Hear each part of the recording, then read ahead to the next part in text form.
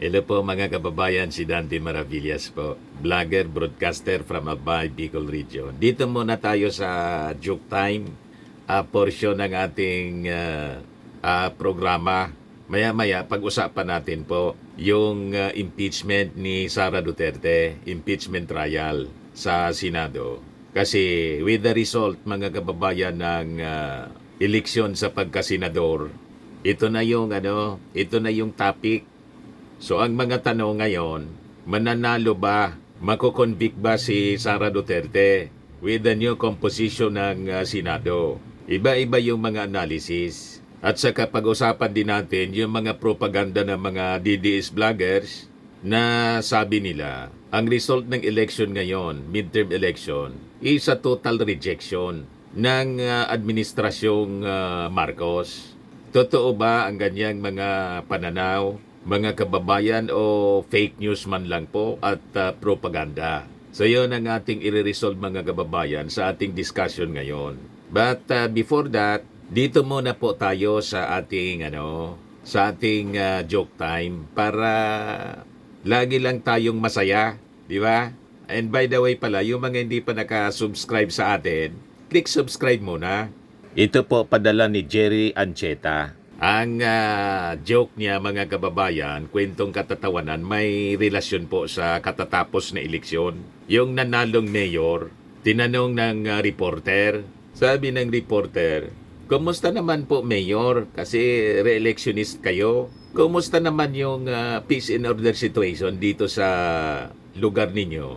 Lalo nung eleksyon, sabi ng mayor, about peace, we have plenty of that here. We have dalag, hito, tilapia, and even gurami. About order, you can order by kilo, by kahon, or by banira.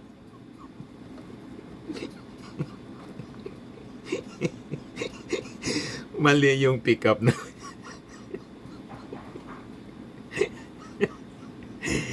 Mali yung pick-up po, mga kababayan ng mayor.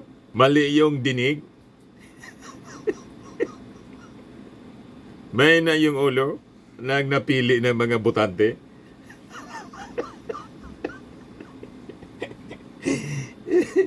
Anyway, joke man lang po.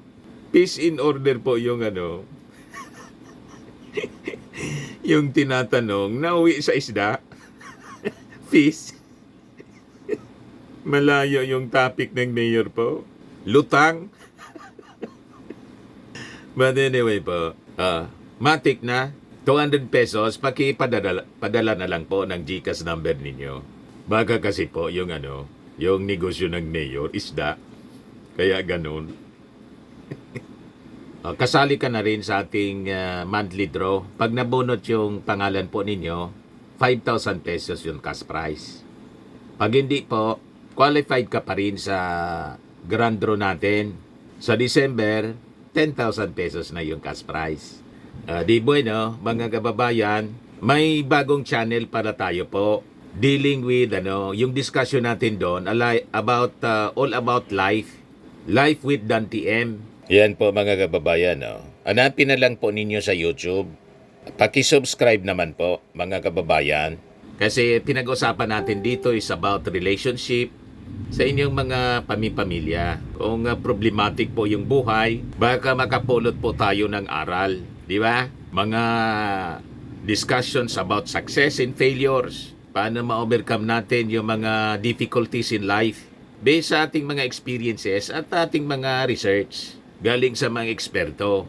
Tama po mga kababayan, para iba naman ang maging content natin. Hindi lang puro politika. Minsan kasi nakakasawa din yung mga topic sa politics, nakakainit ng ulo. Di ba? Kaya doon sa channel natin, medyo relax doon mga kababayan.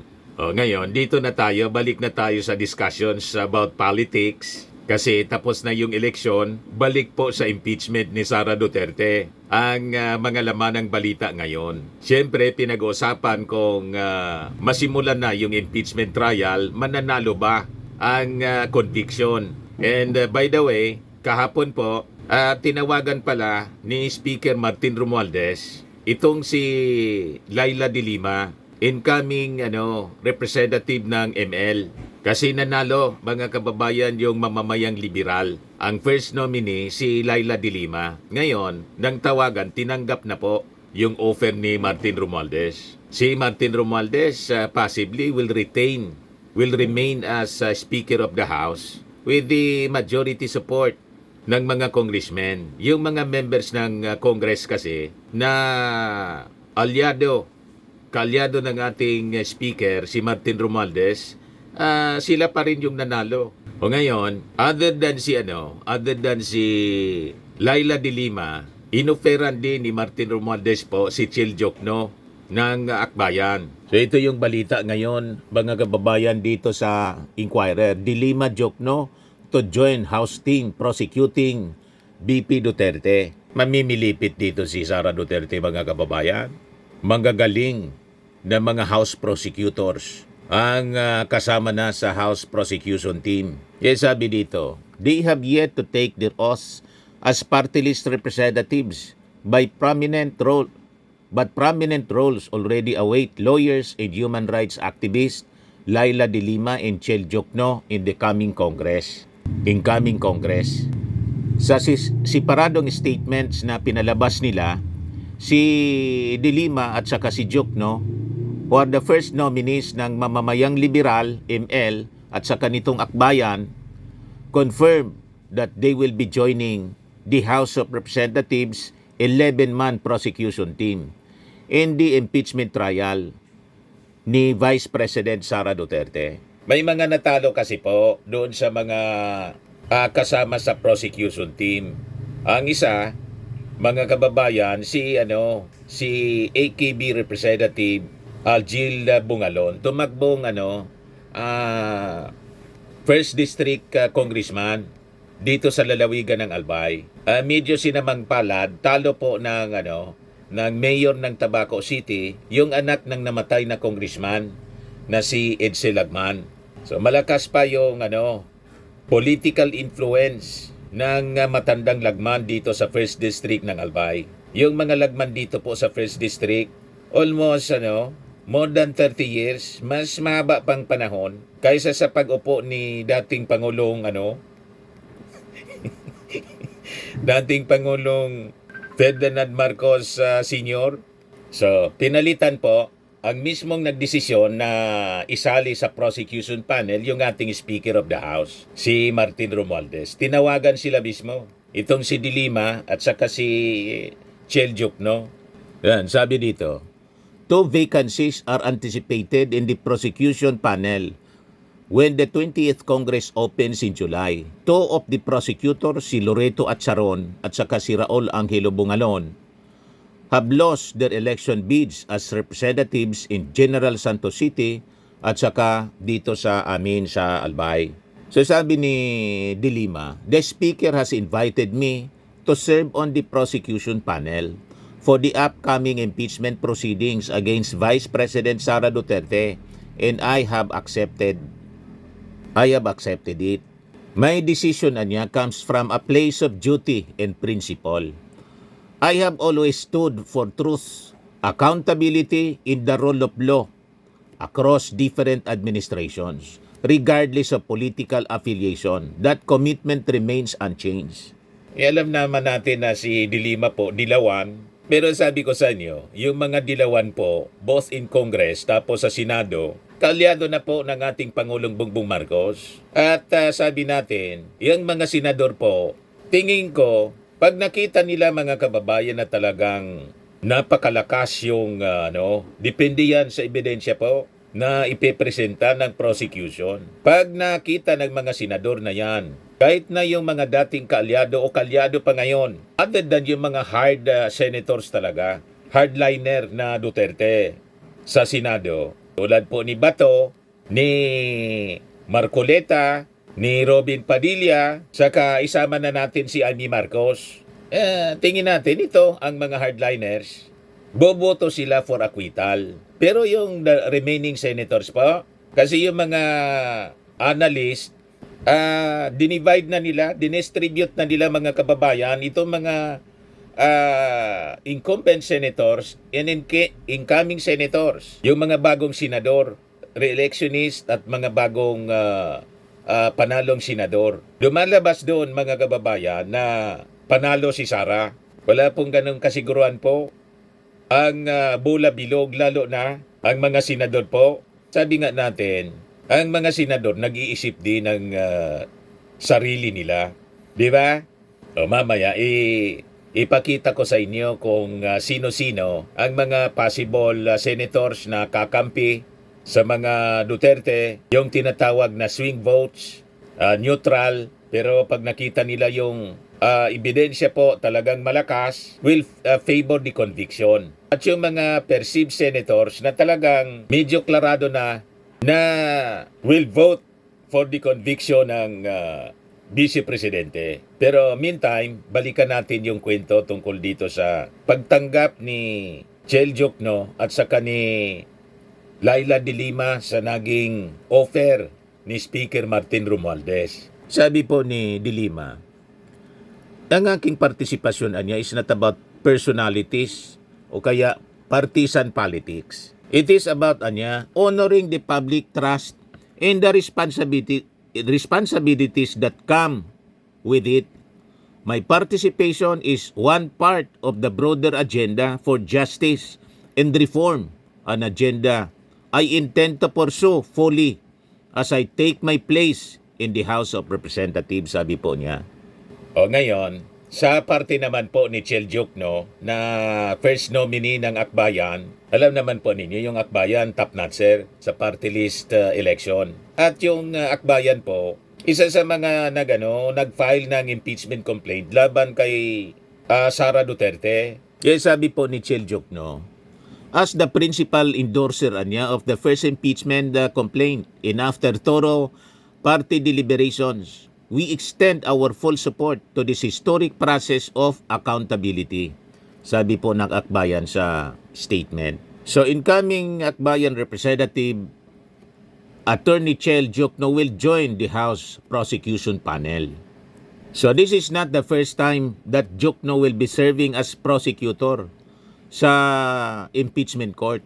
Noong 2001, he was a private prosecutor sa Senate trial laban kay dating Presidente Joseph Estrada. O ngayon, bakit pinili po? Inimbita personal mga kababayan mismo ni Speaker Martin Romualdez, itong si de Lima at saka si Chel Diokno. Sabi naman ng mga DDS, kasi niya si Martin Romualdez naglalaway na maging Pangulo. Baliktad po, naglalaway po na maging Pangulo si Sara Duterte kasi siya mismo yung nagsabi, inappoint na niya yung kanyang sarili as designated survivor. Yan, napakalinaw. Imagine, Vice Presidente ka, personal kang sumasama sa mga maisog rally ng intensyon, patalsikin yung ating Pangulong Bongbong Marcos at siyempre, sino pa ba yung beneficiary pag napatalsik yung ating Pangulo? Di ba yung Vice Presidente? Napakalinaw po. Tapos, i-accuse ninyo si Martin Romualdez.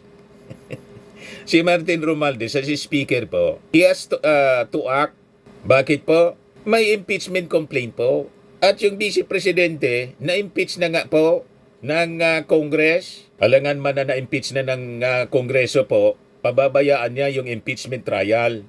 Tama po? Anyway, kung hindi po guilty sa mga articles of impeachment si Sara Duterte, after the Senate trial, di acquittal po. Ano naman yun? Ganun lang naman po, mga kababayan. So, kailangan tingnan natin kung ano ba, mabibigat ba talaga yung mga ebidensya. Lalo yung first article of impeachment. At saka yung pangalawa, yung una dun sa reklamo, yung pagbabanta. Pangalawa po, yung paggamit ng confidential funds. So titingnan yan ng mga senador kung talagang mabigat. And I think, mga kababayan, pag nakita ng mga senador na talagang malakas yung ebidensya, boboto sila, mga kababayan. Basado sa merito ng kaso, basado doon sa mga ebidensya presented in the impeachment court. Yan ang ating paniwala, mga kababayan. Yes, sabi rito. Sabi ni Speaker Martin, the impeachment trial anya should rise above politics and personalities and be undertaken with utmost seriousness and responsibility. Tama po, hindi ko mo kaalyado, kukonsintihin ninyo. Yan ang pananaw natin. Mataas pa rin mga kababayan ang ating pagtingin sa mga senador. Ano man yung kanilang kinakaaniban. Other than mga kababayan, yung mga nagsalita na talaga. Si Amy Marcos, nagsabi siya na up to the end.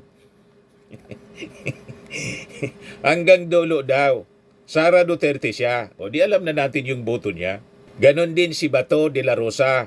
Ganon din si Robin Padilla. At saka mga kababayan si Marcoleta. Ito mga hardliners po. But the rest of the senators, nasabihin pa natin, halimbawa si Camille Villar, at saka si Alan Peter Cayetano, saka yung kapatid niya na si Pia. Ako naniniwala ako kasi ugali nila yung biglang pak! O diba? Siyempre, iisipin din nila yung sarili nila. Kung makakasira sa kanilang political career, yung kanilang pagdesisyon na isalba. Other than, siyempre, may ambisyon din yan sa top position, presidente at vice-presidente. Sabi ko nga, alangan man, nakita na nila napakabigat ng ebidensya kay Sara, pagkatapos i-acquit nila. O di kalaban pa nila yan sa 2028 election. Pero kung i-convict nila si Sara with all the evidences presented, justified, at magiging hero sila mga kababayan. Kasi sasabihin ng mga mamamayang Filipino na nakakakita sa impeachment trial, itong mga taong ito, matino kong mag-isip. Tama pa? Tulad ng sinasabi ni Speaker, na ito anyang impeachment trial should rise above politics and personalities. Yan ang ibig sabihin po niyan. They should rise above politics and personalities. Dapat ang desisyon nila ay base mga kababayan sa ebidensya. Kung base sa ebidensya, talagang ninakaw ni Sara Duterte, kasi yun ang akusasyon, nilustay mga kababayan yung confidential funds. Ninakaw, napakalinaw na talagang ninakaw. Halimbawa ganon ang lumabas sa pag-present ng mga ebidensya. Tapos kinonsinti, backfire yan po sa kanila mismo. Baka yun na po ang yun ang katapusan ng kanilang political career. Hindi na sila makakaulit niyan. Isusumpa sila ng ating mga mamamayang Filipino. Kaya bantayan natin po kung paano magdesisyon. Ito pong mga senador na nanalo po. Kasi ang ultimate judge po, tayo. Kaya sabi po ni Martin Romualdez, this is not about targeting individuals. This is about fulfilling our constitutional duty with integrity. The House is committed to presenting a case based solely on facts, evidence, in the rule of law, sabi po ni Martin Romualdez. Yeah, because I know si Martin Romualdez, very objective po siya. Bakit? Tingnan ninyo, he is a true leader mga kababayan. Hindi tinitingnan yung kulay. Tingnan ninyo, hindi man niya kaalyado si Laila de Lima kasi si de Lima po, dilawan. Di ba? Malinaw na dilawan. Si Chil Jokno, ganun din. Mga dilawan ito. Pero bakit in-invite mga kababayan ni Martin Romualdez na maging parte ng prosecution panel? 11-member prosecution panel. Di ba? Pwede naman siyang kumuha ng mga nasa partido, mga kaalyado. Bakit yung hindi kaalyado, isinama niya at personal niyang inimbita para po makita natin ang credibility, competence, integrity and credibility yung gustong mangyari po ni Martin Romualdez. O diba? Sabi po ni Martin, the Senate as the impeachment court deserves to hear a case presented with competence and credibility. The participation of figures like De Lima and Jokno will help ensure that. He reiterated that the aim was to preserve democratic institutions and uphold the Constitution without fear or favor and with the full trust of the Filipino people. Hindi po pwede dito yung kampi-kampihan lang. Dahil kakampi, hindi mo napapanagutin. Yan ang masama rito mga kababayan sa mga hardliner sa Senado tulad ni Amy Marcos, ni Marcoleta, ni Robin Padilla at ni Bato. Hindi nila tinitingnan. Nakatingin lang sila doon sa sa utang na loob, sa kanilang alliance. Hindi na po objective. Yan ang masama. Kaya kami nga po, halimbawa, we are supporting the Marcos administration kasi kinampanya natin. Binoto natin, alangan man iwan natin sa ere. Nakikita natin maganda naman yung ginagawa ng ating presidente, kaya we support the president all the way. Just like the previous administration, binoto ko po si Digong. Kaya lang yung patapos na mga kababayan, sumubra na si Digong lalo nung panahon ng pandemic, sobrang pang-abuso yung ginawa niya. Alangan man iso-support pa rin natin kahit mga masasama na yung ginagawa. Yun ang reason po kung bakit ako nag-withdraw ng support. Galit ngayon yung mga DDS. Ginamit ko lang daw si Digong. Anong pakinabang ko kay Digong? Sige nga, humingi ba ako ng favor sa kanya? Nagpa-appoint ba ako kahit sa local position dito? Di ba hindi? Never tayo na humingi ng pabor. Kahit na dito sa present administration. 3 years na po. Pabalik-balik kami ni Mrs. sa Palasyo Malacanang. Humingi man lang ako kay Mrs. Lisa Marcos o sa mismong Pangulo o sa mga kaalyado niya ng posisyon sa gobyerno related sa aking expertise as a media man. Di ba hindi? May mga akusasyon sa atin na nagbalingbing daw tayo. Wala tayong ganon. Wala tayong ugaling ganon. Tayo tumitingin sa kung ano yung tama. Ganon ang ugali ko po. Hindi ko sinuport ko. Alam na natin na nang abuso sa poder. Pagkatapos, support ko pa all the way. That is fanaticism, mga kababayan. Tayo ultimately, ang gusto natin, gumanda ang buhay ng bawat Filipino. We are for the country. Hindi doon sa isang personality lang na kahit mali, kinonsinti mo. Yan ang mali sa mga taong yan, mga kababayan. And I believe the majority of the senators, wala mang ganun pong pag-uugali. So sabi rito, based on the timetable proposed by the Senate President Francis Escudero noong Pebrero, itong articles of impeachment against Duterte will be presented to the plenary when the session opens sa June 2 po. And that trial will begin on July 30. Sa July 30 mga kababayan, yun din yung pag-assume ng office ng mga bagong nanalo na mga senador. O ngayon, yung ating pananaw at posisyon mga kababayan, parihas ng pananaw at posisyon, paniwala ng isa sa mga tatayo na prosecutor sa Congress, sa Senado pala, sa House Prosecutor in the impeachment trial sa Senado. Yan Sabi rito, impeachment case is still strong regardless of poll results, sabi po ni Joel Chua. Ito na po ang kompleto 11 members ng prosecution panel ng Congress.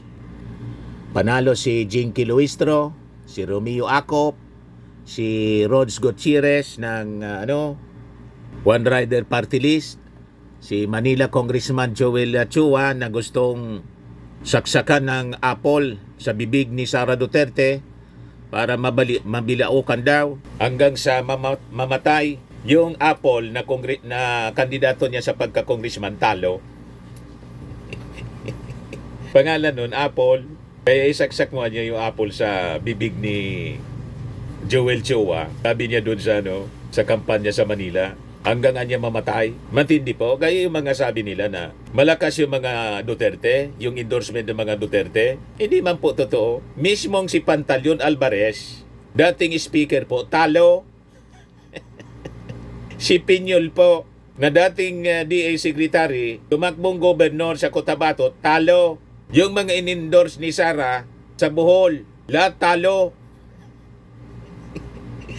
Maniwala kayo. Fake news po yung mga pinapakalat nila. Yan ang ebidensya. Pinyol money, 231,854 for governor ng Cotabato. Ang nanalo po si Lala Mendoza, 409,358. Ayan, si former Speaker Pantaleon Alvarez, talo po.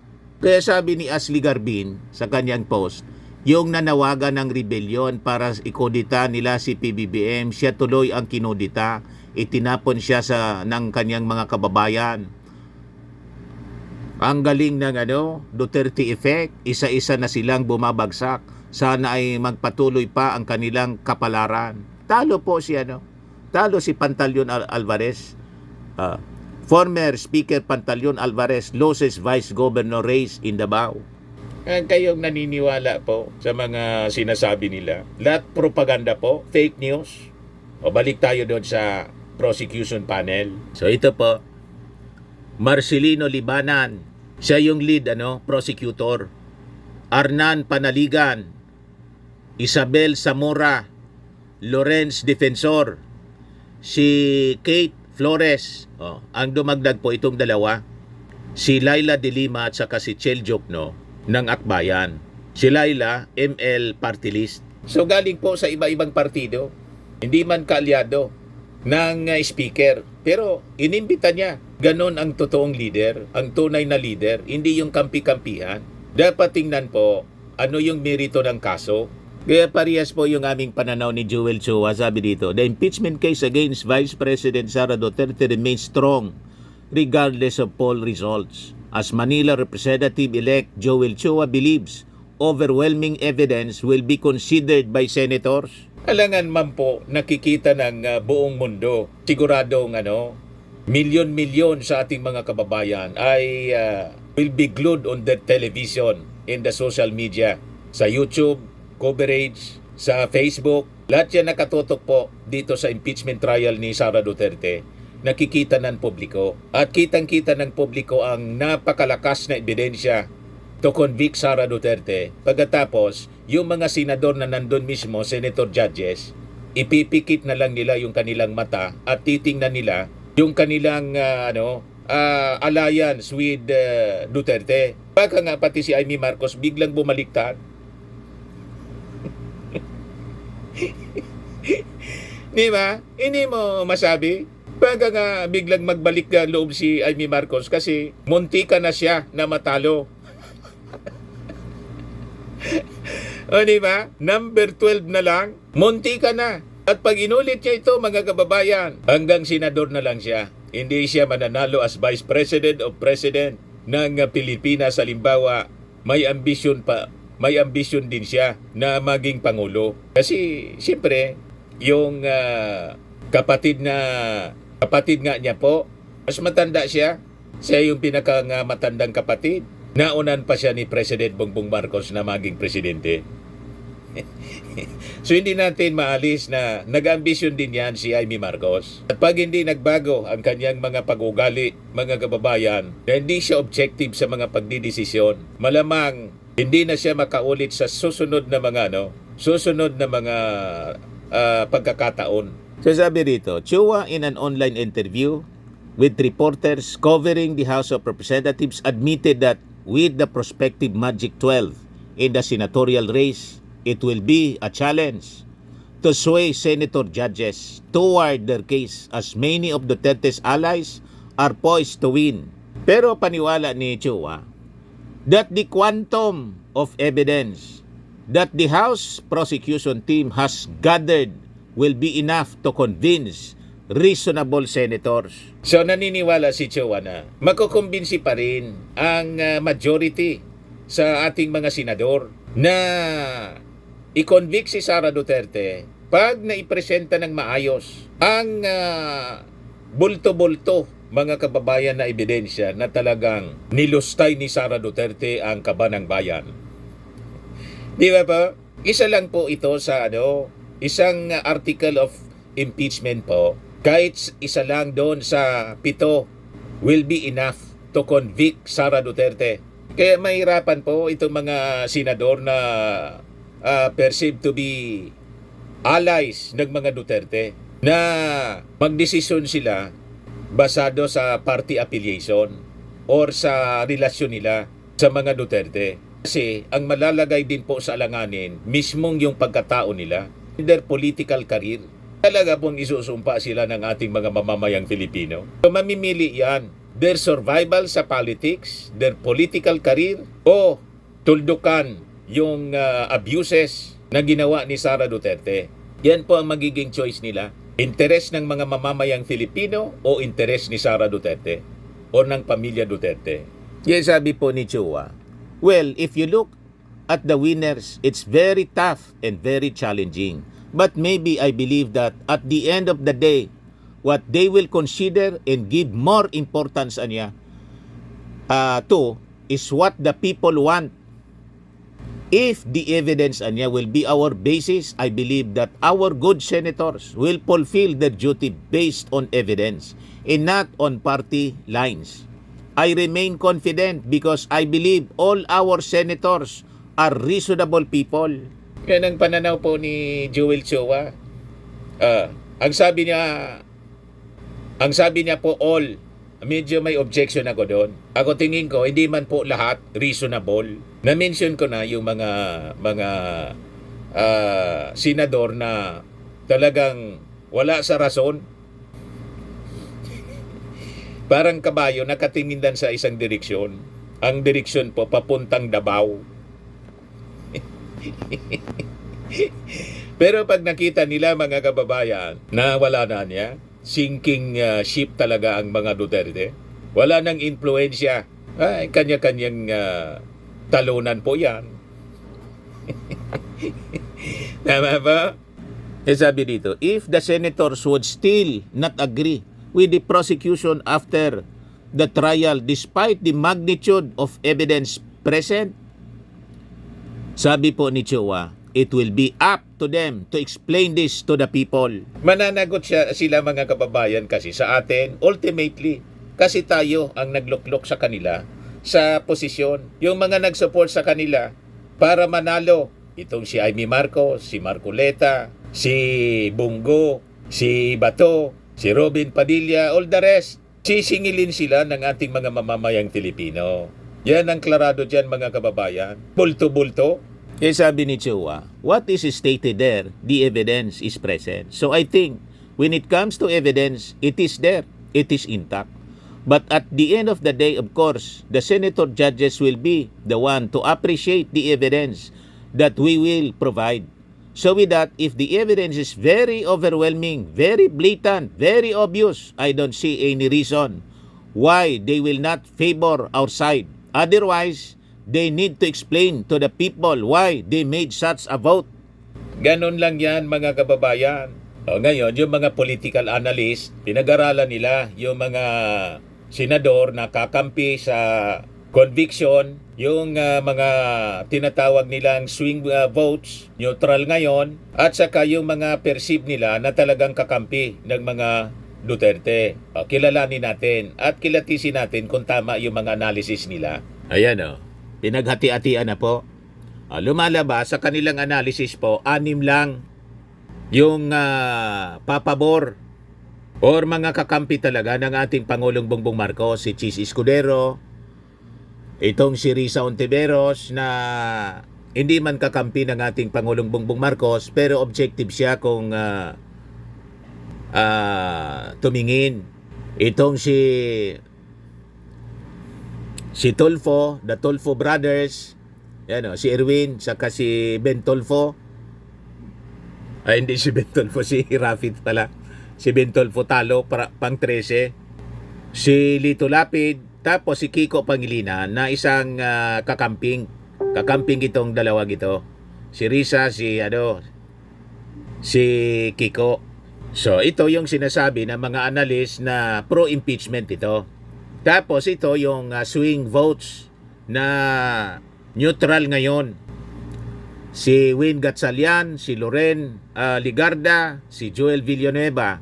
Yung mga dilawan din to, mga kababayan. Si Tito Sen, si Ping Lacson, tapos si Bam Aquino. So pag binilang mo siya, Halimbawa, mag-swing ito, 12 lang po, talo pa. Ang kailangan, 16 yata. 16 na senators ang dapat makuha para makonvict si Sara. So, short, 2/3 vote, 16 po. Pero sabi, to acquit, 8 lang ang kailangan. So, overwhelming ang support ni Sara Duterte kung paniniwalaan natin itong presentation ng mga political analyst. Kasi ang mga perceived na kakampi ni Sara Duterte, si Jinggoy, si Alan Peter Cayetano, yung magkapatid na Villar, si Robin Padilla, si JB Ejercito, si Subiri Migs, si Pia Cayetano, si Bongo, si Bato, si Amy Marcos, si Marcoleta, tapos si Camille. Ay magkapatid na Villar po. Nilagay itong si Pia Cayetano kahit parte siya ng alyansa kasi baka daw, ang mga analysis nila, baka daw itong si Pia kumampi rin sa kanyang kapatid.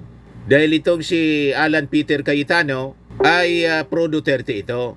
Dating Speaker of the House ni Digong, at nang arestuhin mga kababayan si Digong, dinala sa dahig, prayer pa po, nag-prayer vigil itong si Alan Peter Cayetano.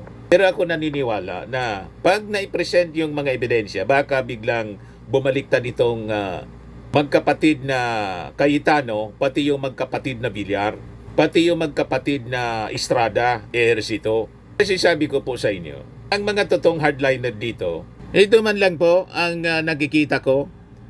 Si Robin Padilla, si Bongo, si Bato, tapos si Marcoleta. Itong si Amy Marcos, malamang biglang bumaliktad dito. Pati itong magkapatid na Villar. Pag nakita nila na talagang malakas yung ebidensya, at pag pumabor pa rin sila for acquittal ni Sara Duterte, makita nila it will be the end of their political career. Malamang bigla po silang for conviction. Kasi siyempre, isasalba nila yung kanilang political career. Kasi sabi ko sa inyo po, ang mga taong yan, yung mga senador, may kanya-kanya silang ambisyon. Alangan man po, mga kababayan, isakripisyo nila yung kanilang ambisyon din sa politika sa pagkampi nila sa isang Duterte kay Sara Duterte na unang-una magiging kalaban pa nila. Si Sara Duterte po mahirap na kalaban kasi po kahit kakampi niya, pag hindi nakuha yung gusto niya, yun nangyari po kay Martin Romualdez. Kinampan niya siya na manalo using lakas sa CMD after na hindi makuha yung gusto. Tinawag na tambalos-los. Left and right ngayon ang paninira. Walang tigil sa panunumbat. Ang tawag dito sa amin, tamo. Tinamo, tamo. Kakaibang politiko po si Sara Duterte. Ang ibang mga politiko hindi na po nagsasalita. Gumagawa na lang sila ng mga actions mga kababayan na para gumanda pa rin yung kanilang political career. Pero si Sara, talagang pinipersonal niya. Nakita ninyo yung kampanya niya doon mga kababayan sa Manila. Lahat personal attacks doon sa mga members ng prosecution panel. Hindi man po umepekto. Panalo pa rin mga kababayan yung majority sa mga members ng prosecution. Tulad ni Joel Chua. Napiktuan lang po si diyan sa Maynila, si Abante. Pero konti lang naman yung lamang. And si Abante hindi man po nasa prosecution panel. So ito madaling sabi mga kababayan, ang magiging komposisyon ng bagong Senado. Tingnan natin, basahin natin yung mga reactions dito ng mga tao, pananaw nila. Let the public pressure speak. Sabi ni Ambrin Liora, sabi ni Plavilin Sabiano Micham, hindi na maganda ang justice kung i-acquit nila si Tambalostay. Sabi ni Jubic Manalo, tandaan, politiko ang mga yan. May kanya-kanyang interes yan. Mas hinihintay ko ang mga ebidensya. Maglabasan, lalo na yung sa bank account. Magpapabago pa yan. Magbabago pa ang mga yan. Sabi ni Mia, so gusto mo ma-acquit ang Lustay. Mas marami kasing bobo sa Senate. Sabi ni Elena Ilarde, si Bongo, possible panig sa impeachment kasi hindi kasundo si Sara at may ambisyon din yan sa 2028 kapag hindi makonvict si Sara, magkalaban sila. Ayaw katandem ni Sara yan. You never know. Kung ang magkakapatid nga, mga kababayan, nag-aaway sa politika tulad ni Amy Marcos saka yung ating Pangulong Bongbong, inaway yung ating Pangulo ni Amy, yun pang hindi man magkaano-ano, si Bongo at saka si Sara Duterte, iba ka makakita si Bongo ng opportunity. Wala na din anya si Tatay Digong malabo nang makauwi. Anyway, niya top notcher ako. Alangan man hindi ko na to i-take advantage. At napakalakas naman yung ebidensya niya laban kay Sara. Kalimutan ko na si Tatay. Ganon lang po yon. Sa politika po, walang permanenteng kaibigan o kaaway. Ang permanente lang po, personal interest. In politics, no permanent friends. Di ba ang tagal na nating naririnig ang ganyan? No permanent friends or enemies. Only personal interest. Pag nakita to ng mga kaalyado, malaboan niya, masisira tayo rito. Napakalakas ng ebidensya. At saka, isa pa mga kababayan, si Bongo at saka si Bato, malamang hindi makatapos po ng impeachment trial. Hindi na maabot po yung pagboto sa impeachment trial kasi may pending may sword of Damocles hanging before their heads. Yung Interpol arrest. Baka nga nasa kamay na ng Interpol yung warrant of arrest nilang 3. Hindi nga pala 3, siyam pa sa crimes against humanity po. So, ano tingin ninyo po mga kababayan? Malamang mabawasan po yung mga senador na kakampi ni Sara, kakampi ni Digong. At halimbawa pa, mga kababayan, hindi ma-impeach si Sara. May kaso po siya sa korte na nasa DOJ ngayon. Hindi pa man na-file sa nasa level ng DOJ. Yung inciting to sedition. Hindi man siya makonvict sa Senado, may inciting to sedition siya, may crimes against humanity sa ICC. Yun si pa. Kaya malabo po na manalo yung mga Duterte sa kanilang laban ngayon kasi yung mga problema nila na kinakaharap, napakatindi po. Sila yung may gawa nito mga problema nila. Hindi po yung ating Pangulong Bongbong Marcos o yung ating administrasyon. Lahat ng kaso nila, consequences ng mga mali nilang aksyon, maling ginawa. Kaya sabi po ni Lloyd Sipi, well, if the senator so acquit not look at the real evidence, then they should not be in the Senate. They should be going to Mindanao and serve their queen. Sabi ni Amelita Mamba, God is watching them and so are we. Sabi ni Hector Gamboa, Lapid and Escudero are not pro-impeachment. At most, they are swing voters. They are the transactional types. The Tolfo can be transactional as well, especially if Rapi plans to run in 2028 for president if he is looking for Malacanang's anointment. Ferdi Ballesteros, last resort is the ICC na lang talaga. What with the composition of the incoming Senate, di malayong acquitted si BP sa impeachment case. Sabi ni Sharon Rose, so mas madami pala ang papanig sa mali kung sakali. Akala ko ba ang batas ay para sa katotohanan? So sad. Anyway, tingnan na lang natin po. Very exciting ang mga susunod na susunod na mga araw. At itong ating programa mga kababayan, atid sa inyo nitong ating mga sponsors. Fairmax Framing and Lifting Cream. Pinapay po sa mga pulses in affected area. Mainam po ito sa mga pains at paninigas ng mga kaso-kasuan. Ito sa mukha naman yung application, anti-aging, Automax po siya. Ito ay Glow 60 mga kababayan. Whitening po siya. Made in South Korea. Ito naman po, Ningxia Red Mix Fruit Drink. Gawa po siya sa goji berry. May anti-cancer properties po siya. At sa mga nagana po ng malinis and spacious fitness gym, pumunta lang po kayo sa aming Colossal Fitness Gym. May May Grab ka rental din po kami. At bills payment po sa aming office. At saka sa mga mahilig po sa mga imported bags, manood po kayo sa live selling ni Madam Eileen Rosales sa kanyang Eileen Closet po.